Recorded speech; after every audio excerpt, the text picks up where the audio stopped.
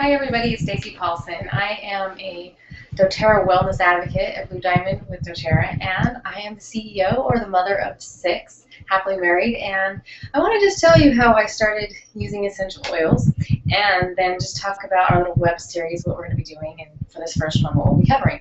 So initially, we were flying kites in a hayfield with another family about 4 years ago, and I have hay fever, and so in the hayfield, of course, my nose started dripping, my eyes were watering, my throat was itching, and I felt like we were going to need to go home, and I felt really bad that my kids were going to have to leave. And my friend came up to me, Elise, and she's like, I have this oil that it might be good for your allergies. Now, I don't know if it will be, but, let's try it. So she just gave me a couple of drops. I put it on my finger, and then I rubbed it over my nose, and within a couple of minutes, my allergies were gone. And I thought it was the craziest thing. And since that time, like I said, it's been 4 years. We've been using it in our home for various different things that we haven't had to the doctor once. And with 6 kids, that's saying a lot. And so what I want to share with you is really the why. Why would we use essential oils? Why do we think it's a better way? And then how can we use them effectively in our homes and for different things? I want to show you some of my favorites, some tips and tricks that I've learned over the years. And then I also want to teach you how to get them for wholesale or actually below wholesale price. And then you can also get them for free. So I want to be able to share that with you and then some other things that I found very valuable. So in the first workshop that we're going to do today, we're just going to talk a little bit about the problem that we have with healthcare, and some things that you're probably aware of, some things you may not be aware of, but most of us will be impacted in some way by these problems. So the first one I want to talk about is really prescription drug abuse, and it's been said that the biggest and fastest growing part of America's drug problem is prescription and drug abuse, and the biggest target are those who are being affected the most are often women in their childbearing years who are being prescribed painkillers, antidepressants. So that's me. That's my friends. That's a lot of you are in that category of people who could potentially be being prescribed these addictive medications. Now, I am not anti-pharmaceutical drugs. I'm not anti any of that. I see the value of it, but I do believe that we are highly overprescribed, and that if there's an opportunity to learn and use something that's natural, that's not going to have those side effects, the addictions, then why don't we try that first? So I remember an experience that I had in high school, having been exposed to somebody, a friend, who became addicted to painkillers, that she was prescribed some things for surgery, and it just kind of trickled from there, and nobody really noticed, nobody really paid attention until it's really been very devastating. I've also had my husband's, one of his colleagues, who actually broke into a home to steal some painkillers, and nobody had any idea that he was addicted. And so it's really devastated his family. I know it wasn't his intention to become addicted. Also, I remember after several of my first couple of pregnancies being prescribed Lortab. That stuff is a fabulous drug. It really helps to take away the pain. But I also recognized how easy it would be to become addicted to something like that. Not intentionally, but how easy it is, and especially in the group that we are in as women. There's a lot of stresses and a lot of things that occur that if we are not aware of options that we have, we can easily fall into something like that. Another thing that's very serious is that the preschool age children are the fastest growing group being prescribed antidepressant addictive medications. Preschool age children. And so mothers being aware of the tools that are available to them for things like ADHD, ADD, hyperactivity, being able to help their kids focus using things that are natural before resorting to a prescription medication. So something that goes along with that, one of the problems is that a lot of times we have a fear of doing something wrong, or if I don't go to the doctor, what if this? And there's this fear instilled in us from the time that we are pregnant to have that baby.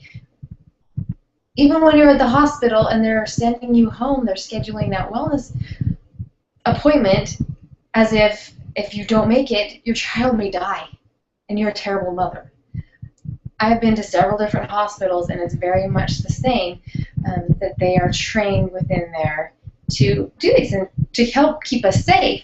But underlying all that is a fear that is placed within in many women that they're not capable, that their own intuition and their own knowledge and understanding and incredible motherly abilities is not enough to take care of that child. And I want people to know that we can be very aware, we can be very proactive in taking care of our family and some of the options that we have. And we don't need to have that fear any longer. And I remember having that fear. One very clear time for me was when one of my children, in the middle of the night, had that croupy cough. If you've ever experienced that, it is so scary because you feel like your child's going to die. I remember holding my son, thinking, what am I going to do? Here he is, he's coughing, he has such a hard time breathing. Do I need to take him to the hospital? Of course, it always happens in the middle of the night. So you're going to need to go to the ER. And just having that fear of what should I do? Now, I know so much better now. And I've been educated on the things that I have right in my home that can help with certain things like that. So I don't have that fear. I just know that I have tools and resources available to me. And I am completely open to go to the hospital. I'm completely open to going to a doctor. But so far, we have had the things that we've needed to take care of things that happen in our home. So another thing, talking about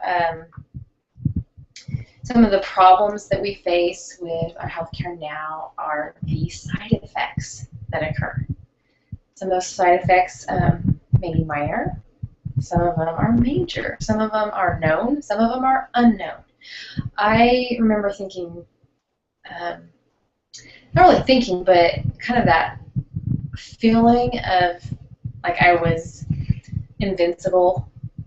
I didn't really concern myself with medications that I was being prescribed. I mean, obviously they send you home with a list of side effects. I know they were there, but I always thought that, if it wasn't safe, they wouldn't give it to you.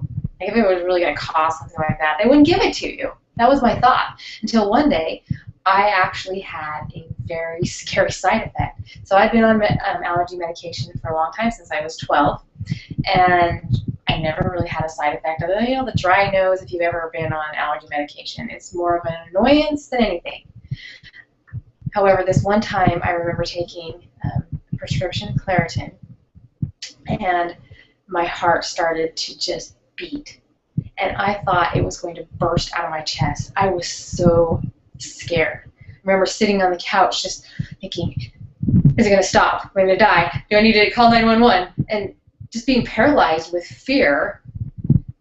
And from that point on, I realized, ooh, I am not invisible. I need to be paying attention to the things that I put into my body.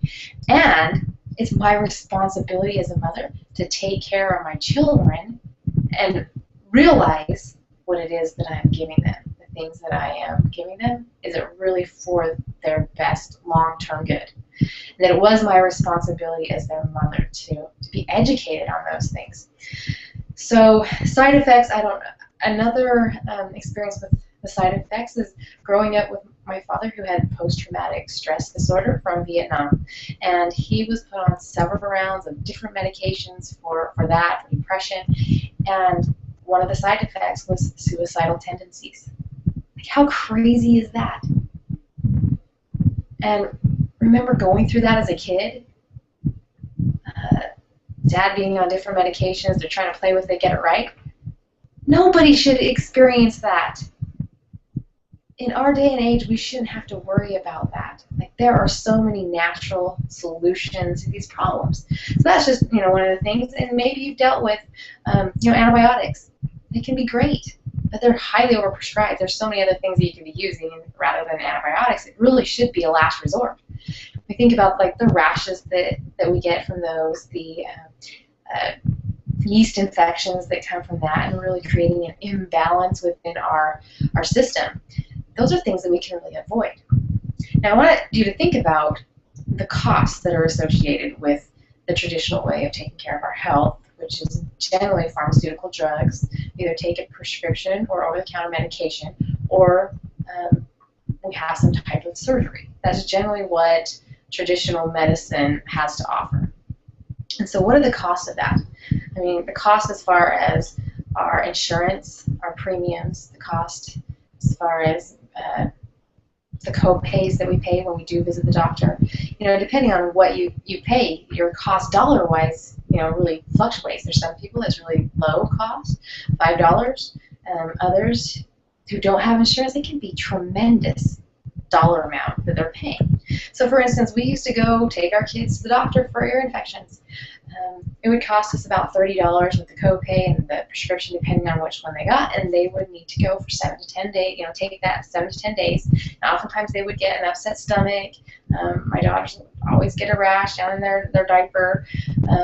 So there's some side effects with that, and so the cost, you know, about $30. But really, if you pay attention to not just the short-term side effects, but the long-term side effects, and all the research that has been shown that antibiotics do cause long-term side effects and long-term imbalances.